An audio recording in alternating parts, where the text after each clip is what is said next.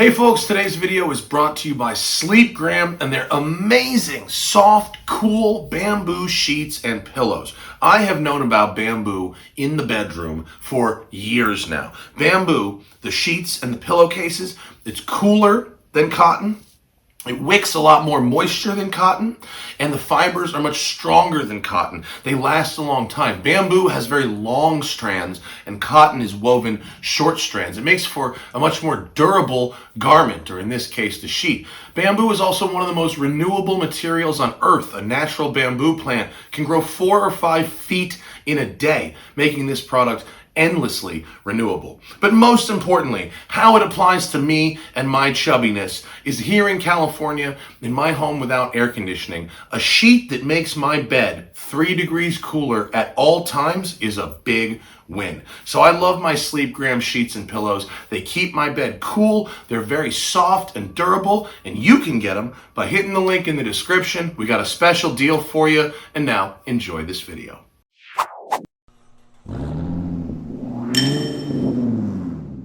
Morning, folks. Welcome to what might be the first actual hot day of the year. Here on the Canyon with a hot car, the hottest of cars, a homologation special. This is the McLaren 620R. It has a 3.8 liter twin turbo V8 making 612 horsepower and 457 pound-feet of torque.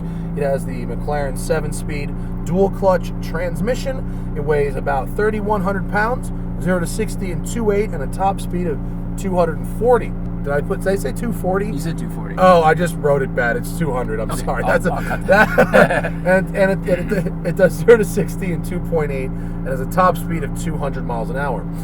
Unlike the 600LT, which is a similar product to this, this is the GT4 racing homologation car. Right. So that's why the LT has the top mount exhaust.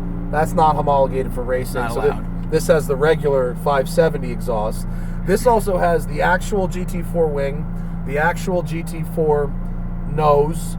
Where the 600LT had things like inspired by race cars. Right. It had aggressive aero. It had a wing. Right. But it was a hopped up street car, and this is almost like a. This is a track car. A D2. Yeah, it's a no, track this car. is a track car that only has enough things in it to make it street legal. Right. You can only get these seats. It has no center console, and they've taken away half the cup holder to insult you. That's the north half of the cup holder. Well, they raised the console so that you can actually reach it while you're wearing a harness. Yeah. And I think that got rid of the cup holder. And they also put these straps on the door so you can pull the door closed while wearing a harness. Right. The straps are kind of dumb. Good on right. Let's go for a drive. Right.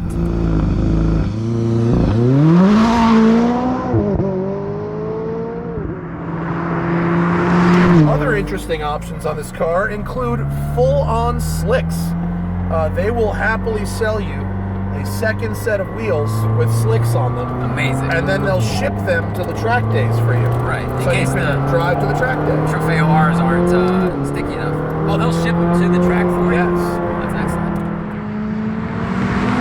Interestingly, this thing comes with 2 suspensions.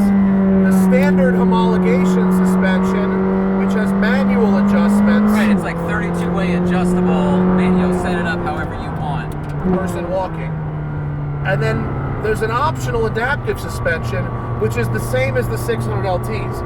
So it actually, I don't want to use the word worse, but it maybe brings it down. Well, right? It makes it less hardcore, less race car. Right. It makes it more usable every day, more comfortable. It gives you that nose lift, which is helpful. But yeah, it's weird. You're getting the hardcore track car, except you don't want the most aggressive track suspension. Right. You know. I will say, roof scoops are good. Yeah, they are. I'm not sure if you can get roof scoop as an option through MSO on the LT. And if you can, maybe just get the LT with the roof scoop. But what the roof scoop does, because it's not just the scoop, this thing I'm knocking on, that's the airbox. Yeah. And it runs through the cabin. So we are now, as passengers in this car, sharing airspace with the airbox and the intake. Yeah, so, sharing audio space as well. Hear that? So the recirculating blow-off valves when they recirculate,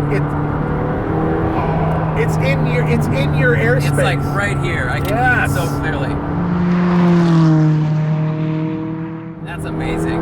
You got the HR Geiger seats standard. They look horrid.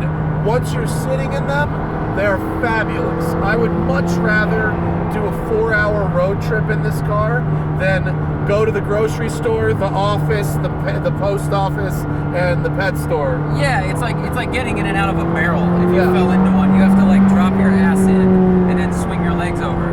But like in this corner, my shoulder's literally being pressed on by this car. That is the jam. It's really, really holding me in place. Yeah, you can leverage yourself against that shoulder, and it'll hold you at any G the car will hold. Because you don't want to have to hold yourself with the wheel, because the steering is so sharp and so quick that if you had to hold yourself in place with the wheel at all, it might change your direction. Totally.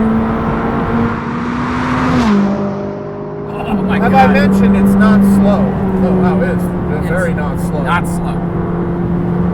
Woo. Oh my God.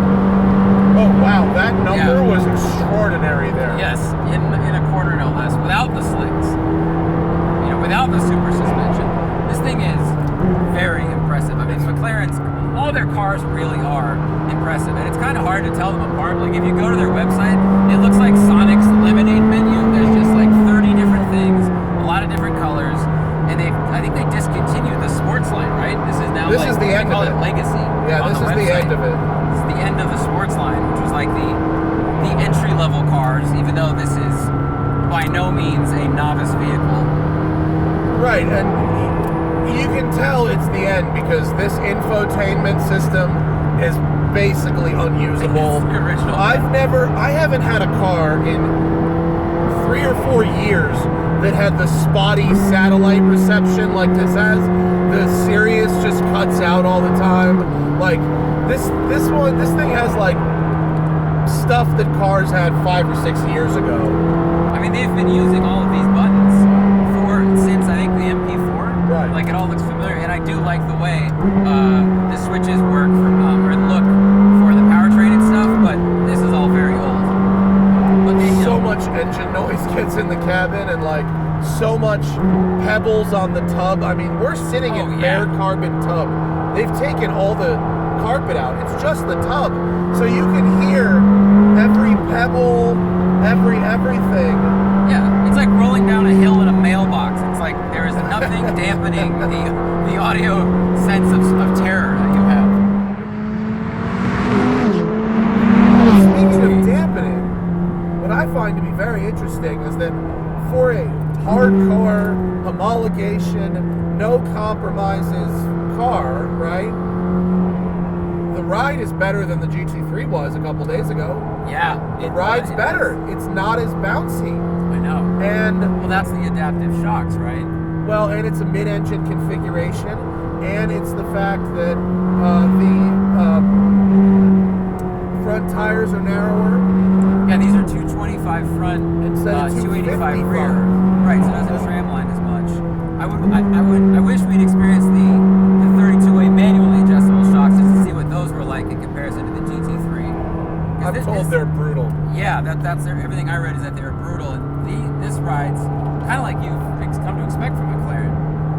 In terms of, I mean, I went over a couple bumps on the way up here, and I was really surprised at how much travel I could feel and how much lean it had. It was really compliant.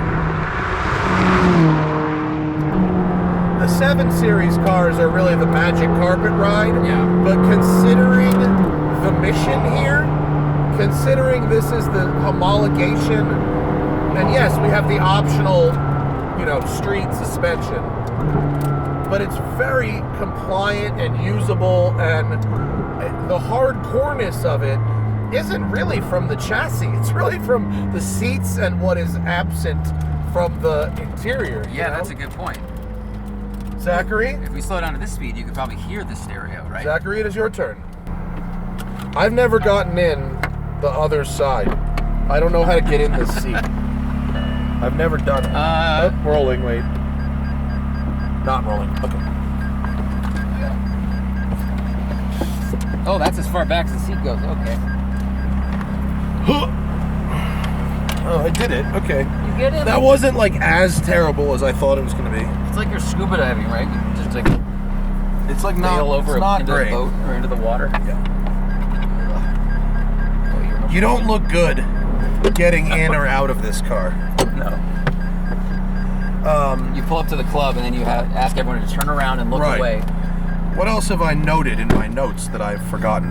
The nose lift is still terrible. It works, but it goes very, very slowly. Well, it's buried in this menu, like the stock. You have to click it, then scroll, then click it again. Whereas most, other cars, you hit one button, which is what you want when you pull up to a driveway in a panic and you need to raise the nose. I remember where I got the production number from and where I got it wrong. Yeah, they're making 350 units globally. That's 225 units fewer than they made of Senna. They made 575 Sennas. Right. Let's go. To the left. Clear on the right.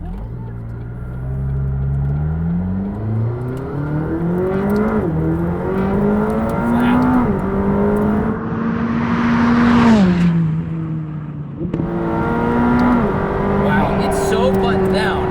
You don't realize how fast you're going. No, you don't. This There's one no hides the lead. speed. Oh, it really hides the Yeah. speed. And you have to get used to the fact that your $320,000 car is going to have vibrations and rattles because you paid extra to have the things taken out. Oh yeah, when we left the gas station this morning, just driving 20 miles an hour, the vibration in the wheel was so pronounced, going slowly. It was like holding a personal massager. It was just like Right. So with the LTs and the Rs, they take out some of the bushing, the damping on the engine, and they pulled that engine right to the tub basically. And so all those extra vibrations are pitched to you as driver connection, but at lower than like 3,000 RPM, it's just vibrating. Yeah, it is. It's weird. The wheel has a vibration like this way, Yes. even though the wheel doesn't get kicked around left to right because of the suspension's very good. It feels so tight and composed. Incredibly tight. And one of the things you start to notice when you go back to a carbon tub car after driving traditionally structured cars is how soft you can make the suspension because the tub is so stiff. Yeah. I mean, that's the goal of all race cars. I think Steve Diney told us this: is to get the chassis to the stiffness to 1,000,000, and then all the compliances in the suspension. Yes. You don't want the flex in the chassis because that's something you can't really control as precisely.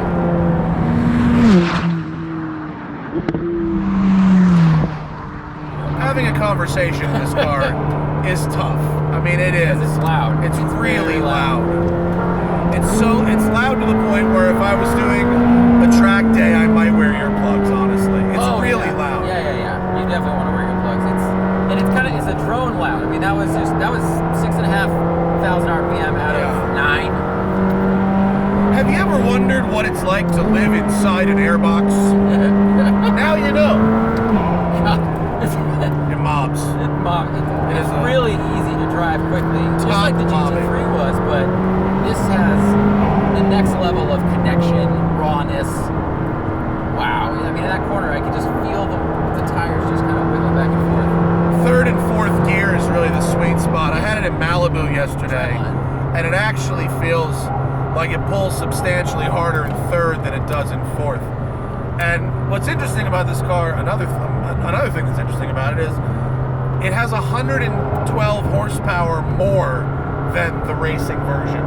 The racing version is limited to 500 horsepower. So although it's the homologation car, it doesn't have to be sold at the homologation power level. Right. It kind of shows the race car what you could do with the engine. Right. It's a race car you can't race anywhere, which is a shame because the 570S GT4 is McLaren's most successful GT car they've ever made. Like, it's had more podiums and more wins at Le Mans and other places than any other car they made before this. But this one, which is... Oh no! The forward-facing camera has overheated. All right. Well, we're winding down. We'll just finish the conversation with car-to-car B-roll. Oh, this guy I think is still going. I think our in-car is still okay. Well, that's the end of our video. That's the end of the video. The temperature has determined. Oh, we got the spot though. Yeah. Look, Should you get this versus a 600 LT? I don't know. You want to live in an airbox? If it was me, if it was my money, I would get the LT and I would get it as a Spider. Because that's really, now you've got your top mount exhausts and you've got the powered roof, and then you can get the HR Geiger seats and plop down into them from above. Yeah, I feel like this is a car. It's not a track toy in my opinion. I think this is a tool. This is like, if you are going to race at Le Mans next year, like, you have that money. Yeah. This is the closest you can get to the car you may be racing there. Yeah. And you could take it to the track and train yourself with it. Like, this is a very serious, this is for the Mr. Whites of the track day, right? This is for those guys. Yeah. You know the guy who owns that random accounting firm you've never heard of that's on the big wing of the car at Le Mans? Mm-hmm. That guy. Right. Yeah. Not the guy who owns Valvoline. The guy who owns, what is that company I've never heard of that's like 4 names? Anderson and Smith. What is that? It's for Mr. Anderson. We do the accounting for the United States. Yes. What, in the United States? No, for the United States. Yes, that's what it's for. But it's motorsport theater. It's not my favorite thing that McLaren does. My favorite thing that McLaren does, as I say over and over, is the magic. The 7 Series cars that have insane performance, but then are basically a Rolls Royce when you put them in comfort. I like that they do this. They do it well. It's just not my favorite thing that they do. Well, what's your favorite Porsche? GT3 Touring comfort seats. Right. So this is their RS Plus. Yeah. No, this is like, this is RS. This is RS levels. Yeah. So it's pretty nice. It does what it looks like it does, for sure. It's hardcore. It's fast, but it could be driven for regular things. I got stuck in an hour-and-a-half traffic jam yesterday in 95-degree heat. The car was fine. Right. So, thank you to McLaren for letting us have a go. We always enjoy this type of stuff. Thank you to you guys for watching. I'm sorry we overheated our GoPro at the end of the video, and we will see you guys next time. Bye. And remember, always fight your tickets. Use code TST10 on the Off the Record app available in the Android and iOS store, or go to offtherecord.com/TST.